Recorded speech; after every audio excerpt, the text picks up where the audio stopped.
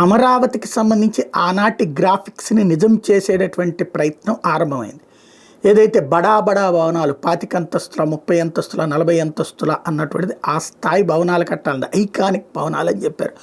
ఆ భవనాలకు సంబంధించి ఇప్పుడు వాస్తవంగా ఆ తర్వాత రోజుల్లో అమరావతిని అప్పట్లో వ్యతిరేకించినటువంటి పవన్ కళ్యాణ్ కానీ భారతీయ జనతా పార్టీ కానీ ఇప్పుడున్నటువంటిది అట్లా ఉంచి దాన్ని ఒక గ్రీన్ క్యాపిటల్గా మారుద్దామన్నారు. అమరావతి అన్నటువంటి దాంట్లో ఆ నవనగరాలు ఈ ఐకానిక్ భవనాలు ఇవన్నీ కాకుండా ఉన్నది ఉన్నట్టు ఉంచి అది రాజధానిగా ఉంచుతాం. రాజధాని 3 రాజధాని మేము వ్యతిరేకిస్తున్నాం, అమరావతిని సమర్థిస్తున్నాం, కానీ అతిపెద్ద దుబారాలు వద్దు, ఉన్నదాంతో మనం పరిపాలన నడుపుకుందాం, మిగతాది అవన్నీ పూర్తి చేసేసి అడ్మినిస్ట్రేషన్ చేసుకుందాం అన్నారు. అయితే ఇప్పుడు వాళ్ళ ఆలోచన కూడా మారిందా, లేకపోతే కనుక ప్రభుత్వ ఆలోచనే నేను సమర్థించారంటే ఖచ్చితంగా రాష్ట్ర ప్రభుత్వపు తెలుగుదేశం ఆలోచనని సమర్థించారు. అందులో భాగంగా ఇప్పుడు 1,00,000 కోట్ల రూపాయల వరకు కన్స్ట్రక్షన్కి వ్యయం చేయడానికి రెడీ అవుతున్నారు.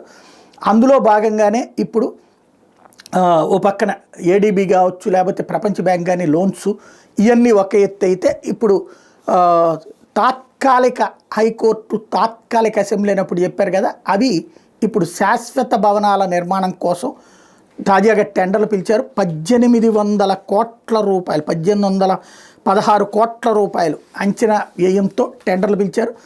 రాబోయే 2 ఏళ్లలో అవి పూర్తి చేయబోతున్నారు.